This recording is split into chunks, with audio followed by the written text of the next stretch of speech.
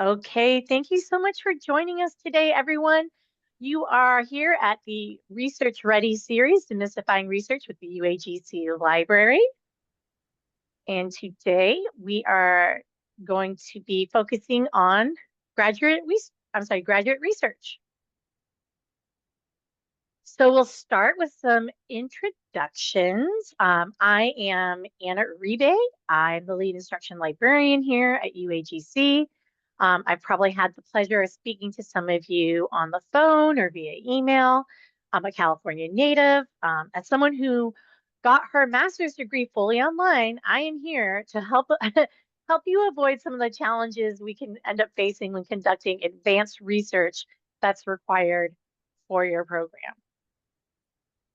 So now it's your turn. If you wouldn't mind, go ahead and drop your name, the city or state you are calling home, if you're comfortable, and in a word or two, your why for being here. What motivated you to come today? I'll take a look at the chat. I'd like to see where folks are coming from. What brought you here today? It's looking kind of quiet in the chat. Folks are probably just typing in really beautiful introductions. Yay! Wonderful, Jessica from Colorado. Ooh, 2 more classes until dissertation 1. Jessica, I'm glad you're here. Folks just wanting additional info. Ren from Arizona. Jody from Seattle, getting more comfortable. I love that, Jody. That is fantastic. Like, let me get my bearings here, right? Wow. Beginning the master's journey, want to get better at researching, just learn more. This is excellent. More efficient library searches. I love that. So it sounds like we're all kind of coming here for a lot of similar reasons. We're kind of just setting ourselves up for success. And I love that. I just love to hear that. I love how motivated you are. And that just makes me so much even that more excited to work with you. All right. Well, thank you so much for those lovely introductions, folks. Also nice to see your peers, maybe there are folks coming from where you're from, people maybe even starting the same program you're starting. So that is so exciting. So thanks for introducing yourselves. Okay, my hope is that by the end of this presentation, you're going to have a nice high-level understanding of what makes graduate research different than, say, maybe undergraduate research, and a nice idea for a graduate research process that should help you achieve some of those goals you mentioned in the chat. Okay, we're going to cover a lot of ground today. First, we're just going to look at our PowerPoint presentation, kind of think about the main differences between graduate research or distinctions of graduate research. And in my opinion, those would be sort of the nuance and rigor. And then we're going to review a graduate research process, and we're actually going to jump into the library. We're going to talk about some of your programs and research questions and sort of do a dry run of this research process, and then we'll have some time for Q&A. I'm just taking a look at the chat. I see we have a new message. Okay, great. More introductions. I love to see it.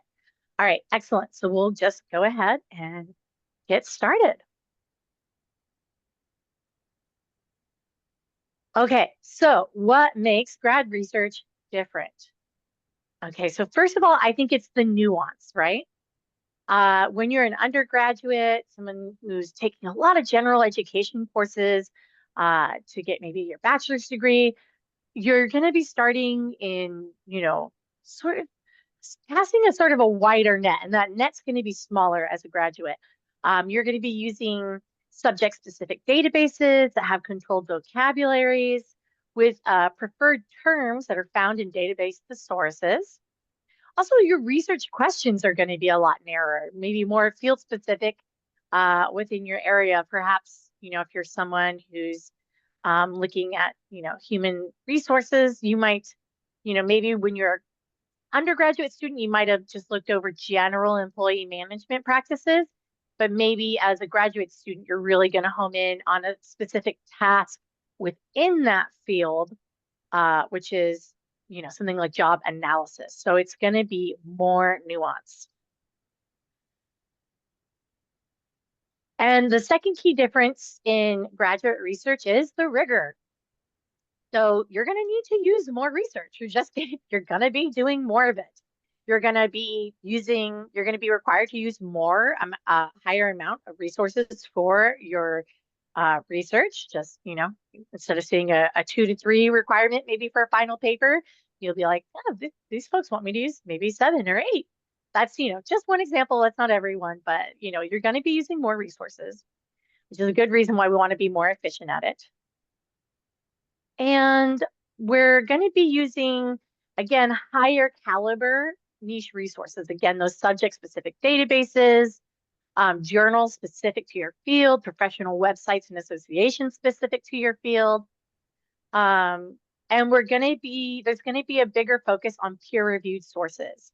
So you're probably going to see less assignments as a graduate than you did as an undergrad that will allow for just using sort of credible resources. And I understand that the distinctions between credible, scholarly, and peer-reviewed can get a bit confusing, so no worries. We have some resources to kind of make sense of that. Like, what do we actually mean when we say peer-reviewed? And so we're going to be sharing in the chat links to this infographic, the hierarchy of sources, and a link to our quick answer on what is a scholarly or peer-reviewed article. All right, so those are the key differences. Now we're gonna jump right into the graduate research process. And so the first part of this process is going to be sort of ideating or creating search terms. Once we have some ideas for search terms for our topic, we're going to plug those in. And when we have some results, we're going to talk about how to evaluate those results to see, one, are our search terms even working? And two, are these going to be relevant to my topic? Once we've got some stuff that looks relevant, our keywords are working well, we'll talk about how do you actually, I'm sorry, go ahead. Did someone? Nope. No, I just took my hair out. Oh, okay. Yeah, no worries. I guess if you don't have a question, it might be good. Yeah, we'll go ahead and mute. No worries. Happens to the best of us. So once you've got some good stuff to incorporate into your work, we'll talk about how do you incorporate that in effective, efficient way. And then we'll talk a bit about reviewing and revising your research and how this is an iterative process. Okay, and with that, we're ready to hop on over to the library. I'm going to stop my share for a bit so I can resize and pull up the things I need. Appreciate everyone's patience as I get this all pulled up.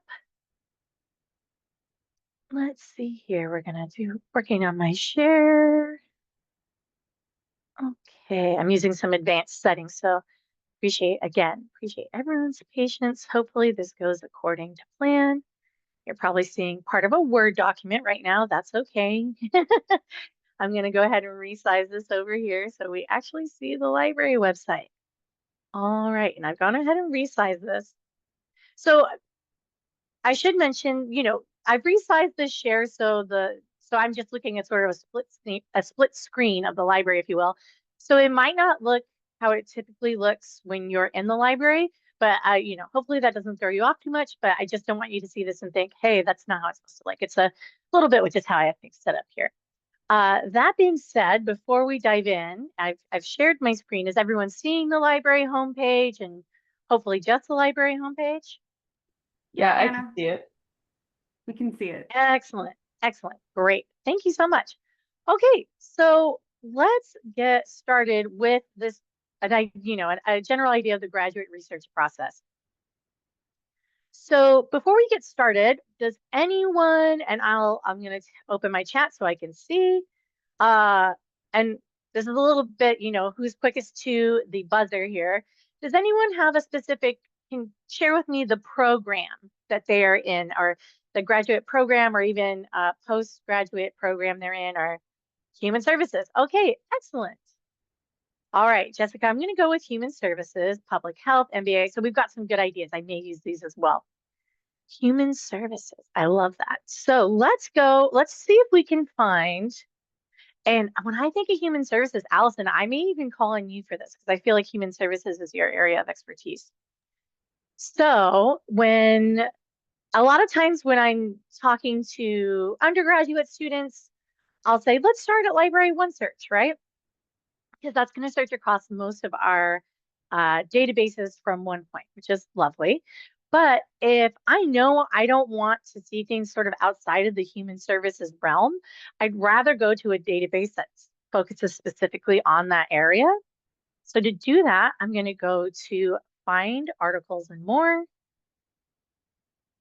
select Databases by Subject, and I'm not sure if we have a human services list, but I feel like that would fall. Now, Allison, I hope you don't mind. I'm kind of putting you on the spot. Oh, Human services, what would that fall under, health or business, you think? it's a lot of different things. Yeah. It can fall under health and medicine, psychology, sociology. Yeah, it's kind of a little bit all over the place because I know social work falls into that. Yeah. Well, why Yeah. don't we'll go with health and medicine. And I hope this helps. I hope it sort of helps y'all feel, if you think you're just supposed to know exactly where to go right off the bat, as you can see, I'm one of your librarians and I asked another librarian, like, point me in the right direction. So if I'm asking librarians for help, obviously that means you can too, right? So we've gone to a subject specific database. We're saying, like, let's say I'm in human services. Maybe I want to take a look at this database here, ProQuest, health and medical related content. And it even has descriptions on here on what this covers, right? So I like that it talks about family health, lots of, well, hopefully good stuff here too. Okay, so we're just gonna hop on over them, right? So already we're starting off by looking in a place that's going to be specific to us. Again, we're getting a bit more nuanced here. Close my little pop-up here. Okay, so we've got a program. Now, does anyone have maybe a topic within health and medicine that we could use to explore this data, sort of just as a sample so we can run through this research process? I'm opening up the chat again. Any health and medicine topic, or maybe something you're just interested in. Maybe this isn't your area, but you're like, oh, I'd like to know more about this or that. Again, this is just for a sample topic, so feel free to come off the mic or share in the chat, anything within health and medicine. Okay, stroke disparity. All right, Liz, I love that. Okay, and so this gives us a good opportunity to talk about the difference between natural language searching and keyword searching. Now, this concept, keyword searching, it is something we talk about in undergrad, but if you're like me and maybe you went to an online program from a brick and mortar program, like I got my bachelor's degree at a brick and mortar with a library, and I would look through, paper books. So maybe you're still new, so that's okay. Let's get used to the idea of searching in a digital library and talk about keyword searching. So if let's say my topic is what are some of the causes of stroke disparity between men and women? I could put that question in there, phrased just like that, and that would be natural language searching. However, it's going to work a lot better if I actually break that question into its main concepts and plug them in as keywords. So I'm going to do that here in the health and medicine database. I'm going to say stroke. I'm going to say disparity. I'm going to use this button to add a row. I'm going to say gender. And this, I'm literally flying by the seat of my pants, guys. These key terms might be terrible. But that's the whole point, is I want to show you what can we do to make them better. Let's say, in case they're terrible, let's find out. So I'm going to hit search and just see what we get. Okay, 236 results right off the bat. And I like that immediately I like the amount of highlighting I'm seeing.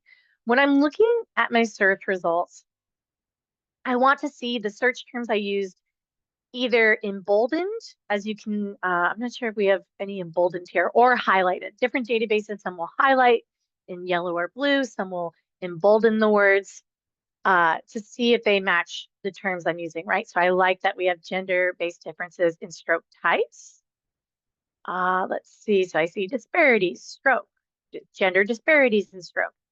Excellent. I like that I'm seeing my search terms, right? Disparity, gender disparity. Okay. Interesting though, but okay. So as someone who is not a medical expert, I see subarachnoid hemorrhage patients. I assume that that's a word for stroke. I don't know though. Again, I'm not an expert. So this is a good example of, oh, maybe there's a medical term I should be using instead of the word stroke. Like, for me as a layperson, I would assume stroke would be the right word. So here's another place where we can use some of our graduate level skills to find the right search terms. So I am in ProQuest dissertations and theses, or I'm sorry, just ProQuest Central Health and Medicine. What I want to do is find a lot of databases, especially the subject specific ones, are going to use controlled vocabulary. So the folks who enter the information for these resources have a codified terminology set of terms that they use. So if maybe stroke might be what we use in layman's terms, it might even be in the title, but maybe they say, you know what, but the recognized subject heading for that is going to be this word that I struggled with earlier. Oh, I won't even repeat it because I can't find it at the moment, but I think you all know what I mean. So how do I figure out what term I should be using? I'm going to look for their thesaurus or glossary dictionary in here. And truth be told, off the top of my head, I'm thinking, where are the subject headings in here? Especially since I have this kind of chunked in a little bit. I'm not seeing it. Publications, advanced search, help change databases. If anyone's like, Anna, it's right here. Please feel free to point it out to me. Let's see, modify search, recent searches. It may even be how I have the page aligned. So bear with me a moment. I'm going to resize the screen just a little bit. I'm going to scoot you up here, my friend. Okay. Let's see. Health and medicine. And we have something like 90 databases. And so I don't expect anyone, myself included, to remember where is the link for the thesaurus, right? Like I might have to poke around a bit. As a matter of fact, I'm going to go ahead and stop my share. I think I might be able to see this if I have a full screen. So appreciate everyone's patience with me. I'm going to make the screen bigger. I'm going to go back.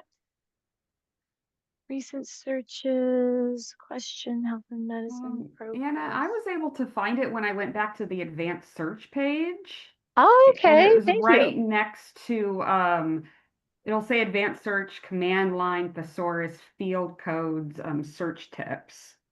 Thank you. Okay, let me share my screen again. No worries. Thank you. I appreciate it. See, again, gang, if I'm not afraid to ask Allison for help, neither should you. All right, let me get back to Zoom, share my screen again. This time I'm just going to share the full screen, share, and here we are. So, Allison, I need to go back to my advanced search. So I'm going to select this modify search option. Hopefully this takes me back to, here we go. So it's right here, gang, thesaurus. Excellent. All right, so again, we were talking about stroke disparity in gender. So I'm going to go to my thesaurus and see, is stroke actually the word I want to be using? So I'm going to enter in the word stroke and just verify if it's a good term to use or not. Interesting. So I think it's another, It's again, just go ahead. a subarachnoid stroke, because I work for the American Stroke Association, but it's a subarachnoid stroke. It's a type of stroke. Like stroke is a general medical term, but it is one of the more difficult ones to search on because you're going to get ischemic stroke, hemorrhagic stroke, Wow. lots of different strokes, but they're all relevant. So Liz, thank you I'm so much sorry. for sharing I'm that. sorry. I put that down, and then after you had troubled, I thought, oh, I gave her. But still. No, don't you worry. This is Liz, that's perfect. I appreciate you saying that so much because this is such a great example of graduate research, right? So again, here I am, a layperson. I don't know anything about this. There's, you know, heat stroke, mini stroke, stroke. So maybe if I select regular stroke and I see we can look at the notes on this and see when we say stroke, like what do they actually mean?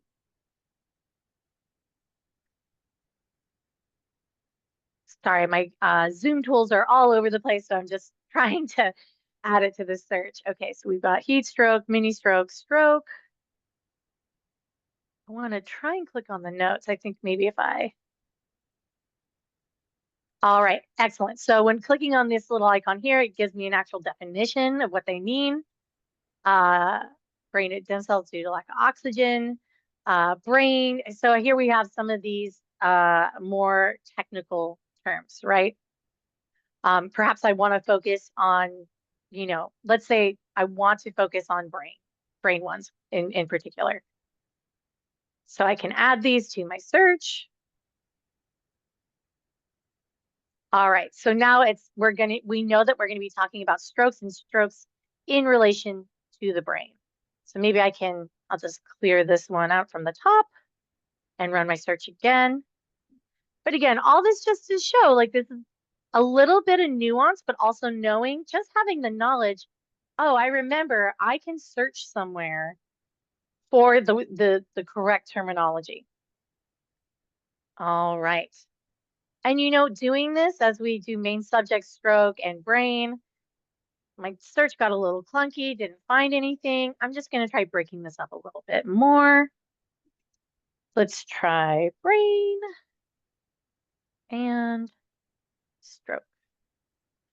So it doesn't look like I was completely off by stroke. Excellent. Okay. So here we have hopefully some decent results, and we've used our thesaurus to explore some of the specific subject headings. Another thing we can do to make sure we're using the right terminology for this area, this field, is use the source limiter. So if I go over here to the left, I'm sorry, not the source limiter, the subject limiter, selecting the subject, I'm going to select more so I can see all of them. And I can say I want to focus, for example, again, I have no idea what this is. Is chemia? Is chemia? But, oops, sorry, we got someone will try and mute if you're if you don't have a question. But I can focus down to these more specific aspects. Or let's say what I really am focusing on is this concept of, I want to say, is chemia, ice chemia? I have no idea. But maybe I hadn't thought of that, but this is a good way to sort of, again, get further and further more nuanced into my subject area as someone who's doing graduate research. Okay. I'm going to go ahead and I'm going to do an advanced share again so that I can look back at my notes. Oops, sorry again. I'm going to stop my share. Okay. Again, thanks everyone for your patience. I think we can all relate to the delicate dance that is keeping all of your tabs and windows where you need them, when you need them. I know I've spoken to plenty of students who've had fun navigating that with me when I'm helping them in the library. Let me just get this outline back up for myself. Okay, and I will share my screen again.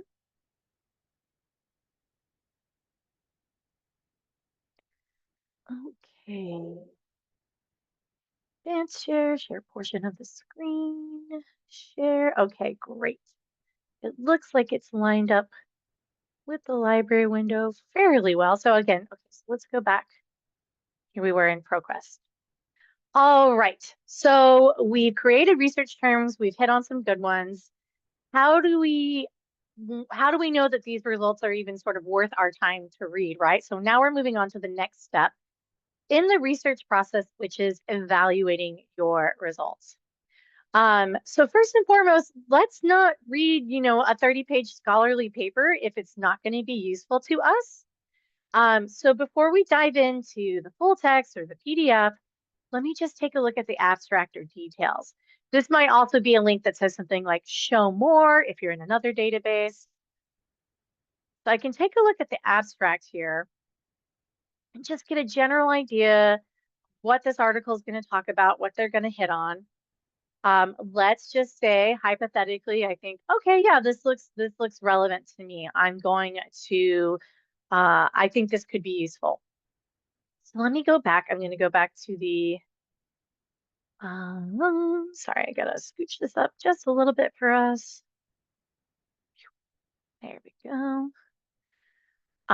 Let's say, okay, yeah, this looks good to me. I am going to take a look at the full text. And so even as I'm looking at the full text of this resource, I don't necessarily want to read this from top to bottom, right? Especially not to begin with. Sorry, I did a bit of highlighting here. So a good idea, again, is to read this abstract. And then we kind of, it's almost like a scholarly research sandwich. That's how our approach for reading things. Start with the introduction and conclusion. Start with the pieces of bread, right? When we're making the sandwich. And then if those are still relevant and you've gotten, okay, I know what they're going to talk about, what their main takeaways are going to end up being. Now I'm ready to get into the meat, maybe look at sort of the discussion, the literature review.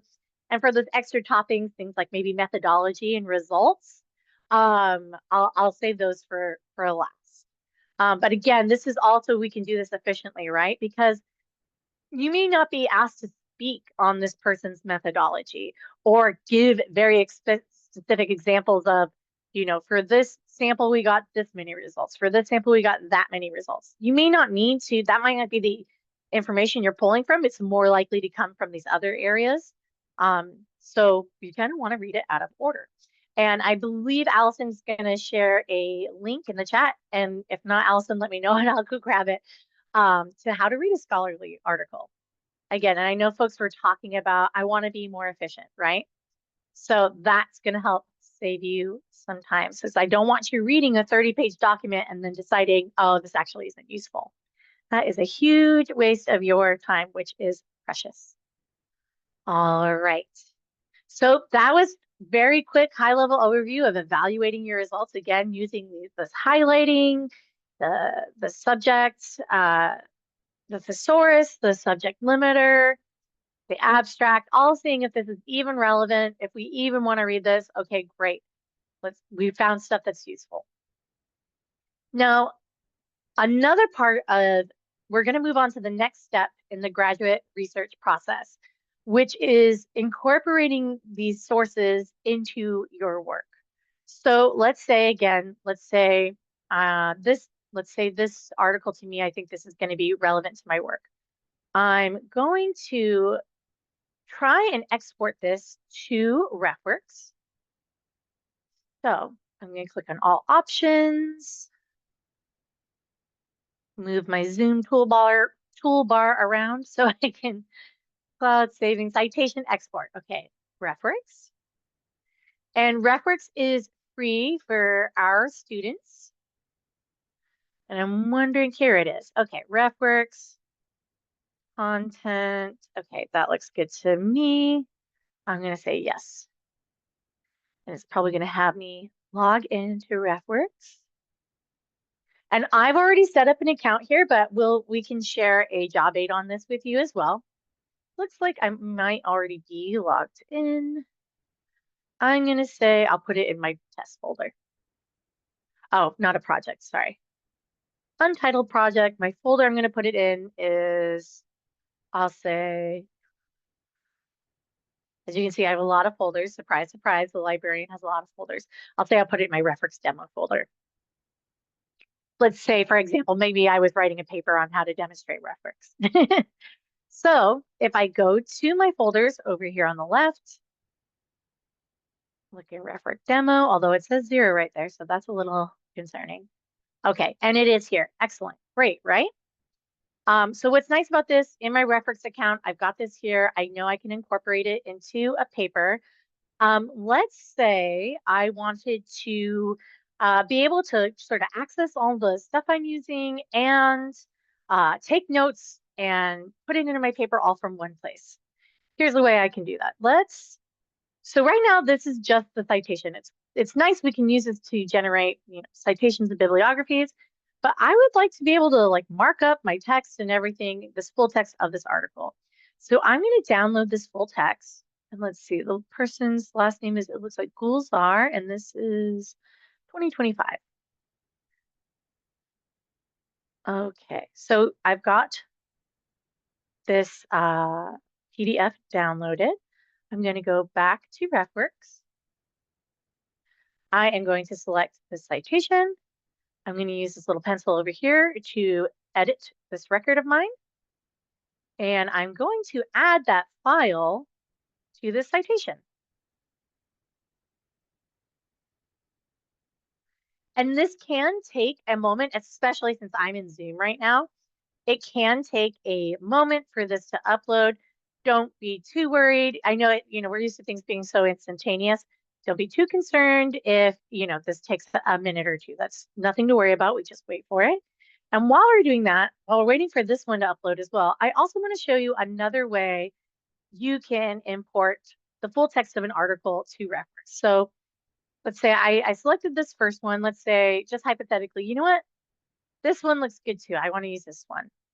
So gender specific prognosis. So I select full text PDF.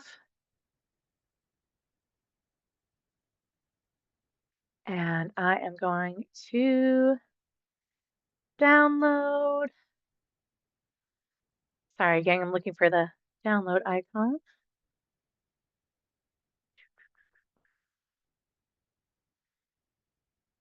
Oop. Okay. Oh, it's going all over the place. Thanks, gang, for your patience. Here we go. Download PDF. Okay. You'll see me doing a lot of like leaning in and squinting because I'm nearsighted. All right, so this is in my downloads now, right? So if I go back over to RefWorks, great, and this file is here in our other citation, excellent. I can use this plus sign to just upload that document that I downloaded, the second result I also want to see. Gender specific prognosis, open that. And what that's going to do is it's going to pull that full text into RefWorks, and it's going to scrape the PDF or the document for all of that bibliographic information so I can use it. And it's just taking a while to load, and that's okay. While this is loading, we'll take a look at that first one we were looking at, right? Where we went ahead and attached the document. What's neat now is I can use this reader option. I just click on this little read button. And now that I'm in here, I can use these tools to highlight and comment, and I can open up a little document note and edit things in here. So it's kind of nice. I can mark it up, I can highlight it, I can add my own notes and comments, and it's right here and it's all in one spot in RefWorks, right? And we exported that pretty seamlessly from the library. So just wanted to show you how that reader works. I'm going to go back to this folder. So let's say, and I'm going to take a look at the chat just to make sure there's nothing. Okay, it looks like Allison is on top of it. I don't even need to worry about it. So let's say, okay, great, excellent. Now I am ready to incorporate this into a Word document.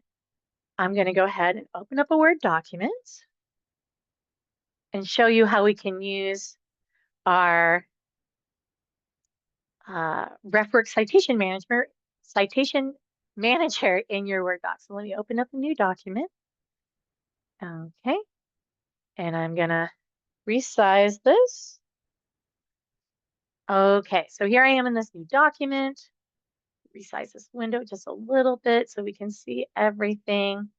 And my little ribbons up here are a bit crunched again because I've resized the window, but you can see I have a RefWorks. Oops, and let me move this guy out of the way. I have a RefWorks add-in right here in my Word document. I can click on this. And in the RefWorks job aid that Allison shared with you, we have a video on how to install this in Word. So I'm going to say, yep, I want to open my RefWorks.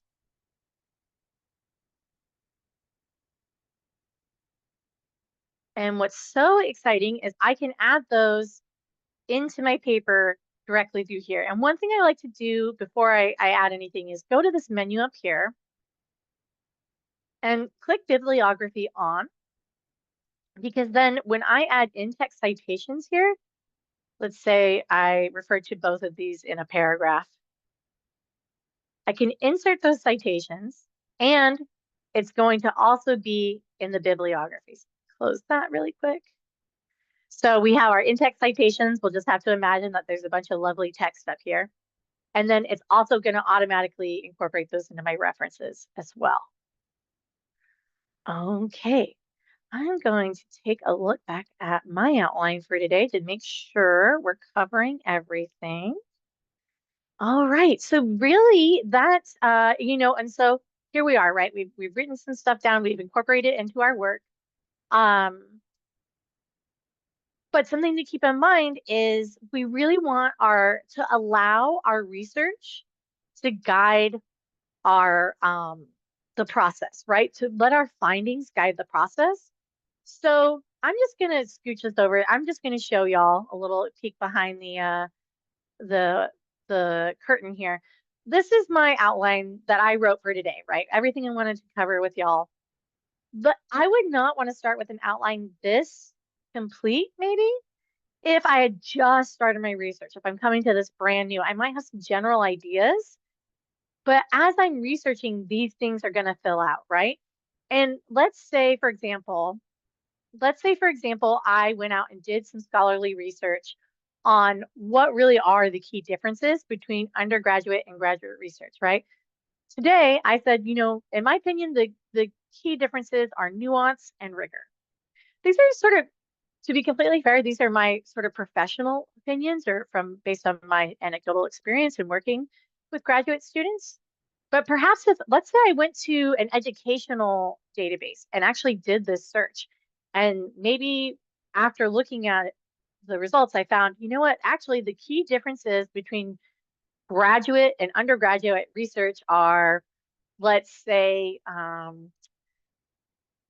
graduate research is very different because you tend to have older adults doing it instead of sort of like younger or maybe older adolescents. Let's say the key difference is, andragogy versus pedagogy, and we'll say time management. I went in saying, oh, it's nuance and rigor. If I go into the research and it's not nuance and rigor, that's okay. That's what I thought it might be. If I tried typing in nuance and got terrible search results, that's okay. I can go back and I can change this. It's all right. I'm going to let my research guide me and not try to crowbar research into my outline, if that makes sense. So I just want to mention that that's sort of an iterative process. Okay, so I know I went pretty rapid fire here. So we've got plenty of time though for Q&A. If there's anything you want me to review or show again, feel free to come off the mic or open up in chat. Haley will Shazam. I love that.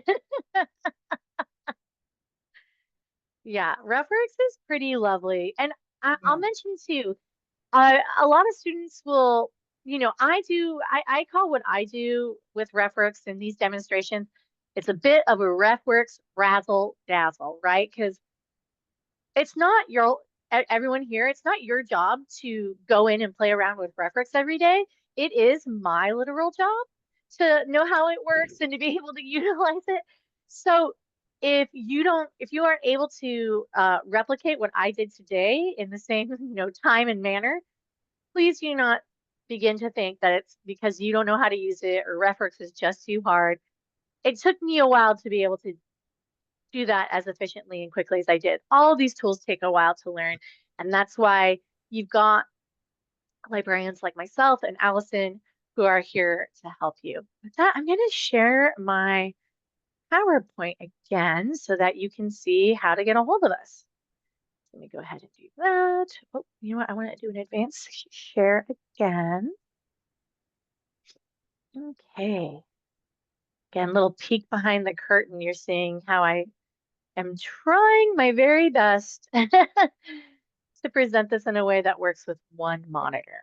Okay, so I'm going to change the view of this. Appreciate your patience, gang. I know this does not look like how we want it to look. There we go. Okay, let's reshape this little box here. Okay, so now you should be seeing how to get a hold of us. And again, I'm just reshaping this box. I appreciate your patience as I reshape things. Okay, so we have 24/7 library tutoring. So, and I feel like I always say this, I'm a bit of a broken record. I feel like library tutoring is a bit of a misnomer because they're not tutors, they're librarians. It's a tutoring platform they use in that you can chat, you can screen share, you can, video, you can speak like you would talking to someone on Zoom. So it's a tutoring platform, but they are folks with master's degrees in library and information science who've been trained to help UAGC students specifically. So they are there to help you day or night. You can call us on the phones. You'll either talk to me, Allison, or our colleagues, Karen and Kira. Here are our phone hours. Or you can always shoot us an email. But point is, do not hesitate. And I have my sort of general best practice is if you, put in a good faith effort and you're not getting anywhere in like 20, 30 minutes, I don't want you spending any more time than that in the library without a buddy. So if you're in there for 20 minutes and you're still lost, you're not finding anything, stop right there, get a hold of someone on the tutoring platform, email us, call us if our phones are open, and we'll help you. Or if, maybe it's not even 20 minutes, maybe you're in there 10 minutes and you're just overwhelmed, you're already starting to feel frustrated. Once these feelings start bubbling up, stop. That's a great sign to yourself. I need to stop and I need to get someone to come in here and work with me on this because the library is a very diverse, powerful tool with lots of different things to learn. And I would never expect y'all to learn every single tool all at once. We're here to help guide you through it. Okay. We also have, and Allison will be sharing the link to this, we have another Research Ready webinar coming up in June on how to use generative AI to aid independent research. So funny enough, we actually hear from students a lot that they are just plain scared of AI. They won't go anywhere near it because they don't want to do anything unethical, which bless your heart, that is wonderful. And I'm glad a lot of folks feel that way. But hey, there are ethical and efficient ways to use it. So why not leverage it, right? Because we're going to probably need those skills in the future anyways. All right. And then again, just giving the opportunity for questions. I'm going to look at the chat again. Excellent. Okay. Any questions from anyone at all? Go ahead and stop my share again. I really appreciate. Go ahead, Beth. Oh, thank you so much, Anna. I really appreciate your presentation and I learned a lot of new great things from you. So thank you so much for taking the time to do this. I just had one quick question. You mentioned like trying not to shoehorn in information when you're researching, and I really enjoyed seeing your outline. Do you have any other suggestions on how to outline essays and include research, or do you have like a specific method that you normally use that is easy? Yeah, so there's two things I want to recommend. So first, I would say the Writing Center, and I can go grab this. Let me share my screen and I'll just show you. I'll hop on over there with everybody. The Writing Center has a really great tool called the Research Project Planner. I get it wrong, but I'll go grab it. We'll go hop on over there. We'll go together. Let me share my screen again. And it's great because it talks about, taking the prompts from your assignment, maybe using those as the main headings in a Word doc, and then going and doing your research and incorporating those citations and then building out your outline based on that. So let me go ahead and we'll walk over there. Share screen. Share the screen, share. Here we are. I'm going to go to writingcenter.uagc.edu. And I'm going to use their search button. Find this. And then another, as I'm grabbing this, personally, when and do I not know how to spell? Let's see. Let's see, maybe they don't say plan or maybe they say plan. Here we go. Research paper project management plan. Let me go ahead and grab this link. This is excellent. Okay, more. Go to my chat. I'll drop this in. I think this is a really, oh, thank you, Allison. This is a really great place to kind of get an idea of how to start without sort of, because it's so easy when we're researching to kind of just go down a rabbit hole and feel like we need to just start writing our body paragraphs right off the bat. And like, that is a sort of a recipe for sadness, in my opinion. So this is one approach. And you know, you don't have to follow it exactly. Use whatever works for you. Personally, something that I do is I use a method of note taking called Cornell Notes. It's just the way you align like like a Word document or even a physical document with a couple different columns. Like here are the key takeaways. Here are my notes from the document. I summarize those into key takeaways, and then I summarize those key takeaways into a very brief summary. And in my opinion, if I'm doing the Cornell notes while I'm reading an article, I tend to not have to reread that article so many times because taking those notes in that method while I'm working on it or while I'm actually reading the paper, so it's sort of like more active reading, it personally for me helps me retain that information better. And then what I might do is use maybe those key points or those summaries that I've paraphrased in my own words and incorporate that information into an outline. So I'll just type the phrase Cornell notes. This is a quick, I do not have like a ready to go Cornell notes tip sheet or anything. It's just very specific to me. I personally like it. If you look at it and you go, that makes no sense, that would never work for me, don't use it. Whatever, the best organization system is the one that works for you. All right, excellent. You're so welcome, Beth. Anything else? And I know, again, I went over a ton of information, really fire hosed you guys. Sorry, that is a librarian's tendency, but we know how to get a hold of us. Don't hesitate to get in touch with us. Where do we find Cornell Notes? You could just do a quick Google search. I can even see if I can find that for you. I might just do a search and see if I can find it. I was able to find something in just doing a Google search. Let me know if that's correct, Anna. I just put it in chat. Okay. Again, too, this is just one note-taking method. There's lots more out there. This just happens to be the one that I like to use. They have a copy of it in the graduate readiness modules, Excellent. Brett, on your site. Excellent. That makes me feel better. Let's see. I don't. Sorry, go ahead, Liz. It. So the only reason why is because it was the first time I ever saw it, and I like fell in love with it too. So I love that. I love to hear when other folks like fall in love with like a note-taking system. I just, we're all scholars. We're all kind of cut from that same nerdy cloth, and so it's really lovely to get together with everyone and we all get excited about different note-taking systems or things we can do to be more efficient with our research. And it just goes to show we have a student here who was more familiar with a resource from a specific page than I was. And I'm one of the librarians. Again, there's so much help out there. Sometimes it can be overwhelming to navigate.